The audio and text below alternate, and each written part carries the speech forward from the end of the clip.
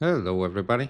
Welcome to another daily dose of gaming news and all that good stuff. And as always, I also publish on Rumble and on Patreon for extra support. Any kind of updates, usually I go about on Twitter X. Probably today I will manage to get around and publish also a Midnight Suns episode.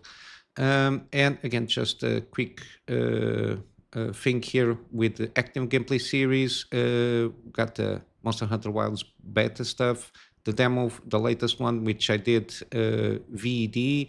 And then we got completed gameplay series 4K, the most recent ones, 1080p, the older ones before my mandatory break of not having a PC after getting out of the country. Yeah, today is Monday, relatively slow day, but let's get going to the news. During the weekend, I think it was on Amazon or something like that, some leaks regarding listings on Battlemage, specifically the B5080, with some interesting things here. Again, the listings were two Battlemage B5080, sorry. Both of them with 12 gigabytes of memory, again, up to 2.8 gigawatts or gigahertz, let's say, clocks. Interestingly, the specs here, basically, the memory is the bit is a little bit lower than the A5080, even though, again, we got the second generation of XE2 cores. One of them have a triple fan design, this one, with two 8 power pin connectors. Interestingly, I don't think Intel is going to adopt in any way the 12-volt power pins, which is good to a certain extent. But yeah, and the other one was a dual fan, a little bit weaker in terms of overclocking. Even though this bigger one seems pretty hefty, I'm not sure if it is indicating that it's going to try and aim for high in terms of processing, in terms of the GPU itself. I don't think so, given all the details that we have here. That again, the bit is going to be only 192 bit in terms of bandwidth there.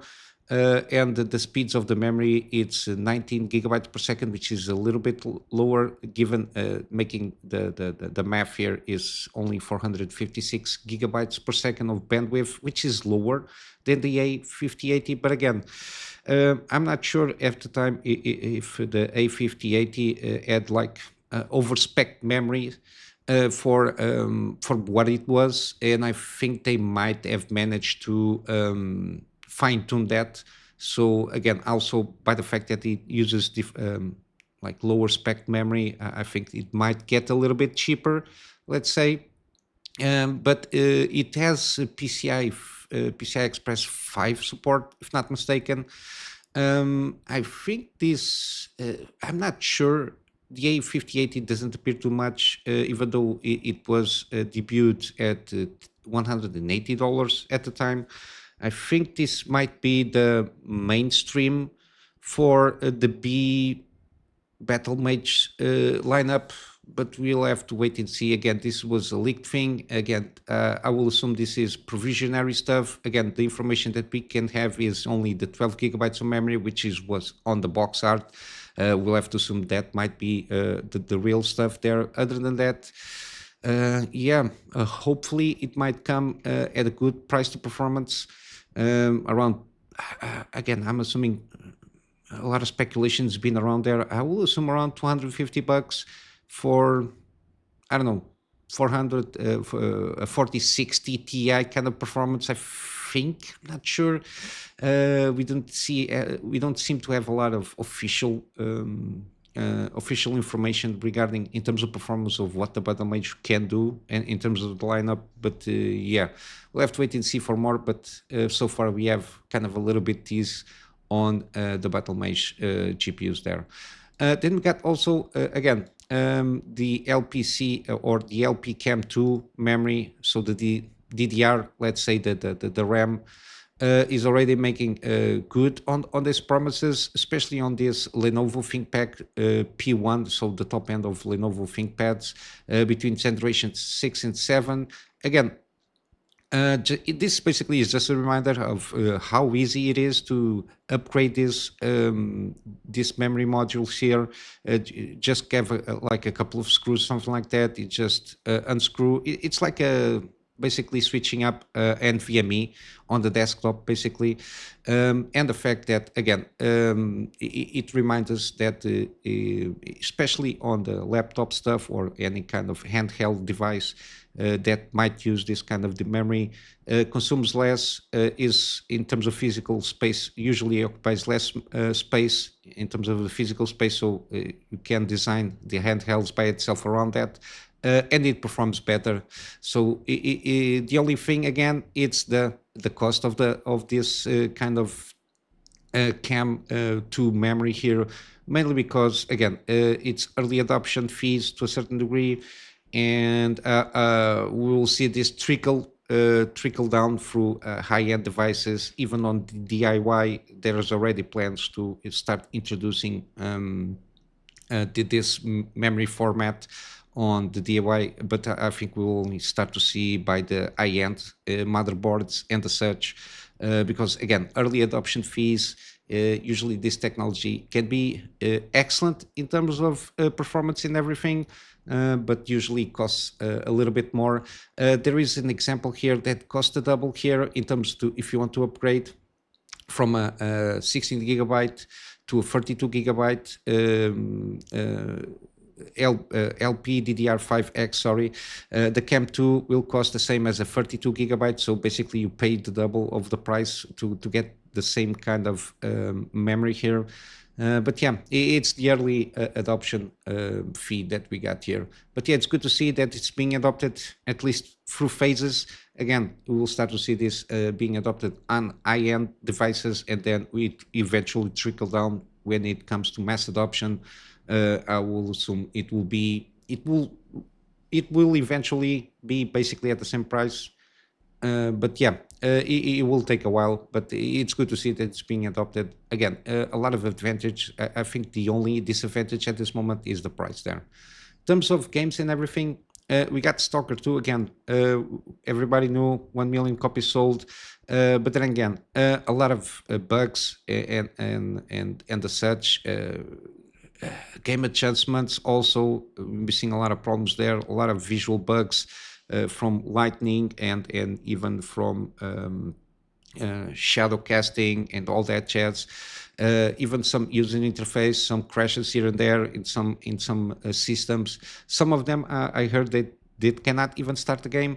There was a day one patch. I couldn't get around to see how much it was improved with that day one patch. But yeah, Unreal Engine 5 games are going to get a pain in the ass to be optimized for, and the fact that they are basically a stutterfest, even if the game comes out in a decent state, they are going to have a lot of this thing with stuttering and frame times issues, mainly because it's even the engineers there didn't seem to solve this situation yet, which is a shame. But yeah, hopefully in a couple of months, maybe this game can be patched out of everything that it does. I think it shouldn't came out by the fact that we had main quest progression issues. I think that's a no-no. I don't know the Q&A environment there on the studio, but yeah, the fact that even in the main quest in terms of progression, yet I think there was something that bugged out and you cannot progress on the main story of the game. That's not good. Again, we can understand some bug fixes, some oddities in terms of asset placements and all that jazz. You can understand by the fact that all the pain that they're enduring to come out with this game, but I think it should come out come out with in a better state than it was. But yeah, again, this game is selling well because a lot of people were waiting for this game. It comes from a trilogy of games, let's say, from a Stalker that were well received, even though at the time of launch of those games there was a lot of oddities when they came out with a lot of bugs and such. Again, kind of maintains a little bit the tradition, but hopefully this one can be patched up in a couple of months. It is in a more playable state. Let's hope so. And continue with that, we got The Witcher 3 HD Reworked Project NextGen Edition is finally out. I covered this with Hulk Hogan saying that he was teasing out that will come out by the end of this year, if not mistaken. That's the coverage that I did a while ago. But it's out now. Again, huge amount of uplifting in terms of quality, especially in terms of textures. Again, a better object level of details, high quality, smooth, more detailed models. We got some screenshot here to see the difference here, and it is a huge improvement. Again, this mod is one of those that when eventually I go out and replay The Witcher Wild Hunt, probably I'm going to use this one and a couple of more mods. I don't know which ones, I have to study that, and probably some gameplay mods also to see how to remember old times. Again, it's been a while since I last played The Witcher 3, but yeah, this one, it's one of those that it's very well done in terms of textures. Yeah, it's out now. I will assume this is on Nexus Mod. I think it's available there. Yeah, you got the link here. Yeah, Nexus Mods, it's there. In terms of one of the games that I've been keeping on my wish list is Crypt Custodian. I've got a recent review here from a couple of days ago. Again, it's in line with the expectation here, around 8 out of 10, give or take. The only bad things is the friends that you make aren't necessarily that interesting. There aren't many combat upgrades aside from the boomerang, enemy attack patterns, snap seeming recycle halfway through the game. Again, this is kind of Metroidvania kind of a style of game, but I think it's the atmosphere that pulls you in.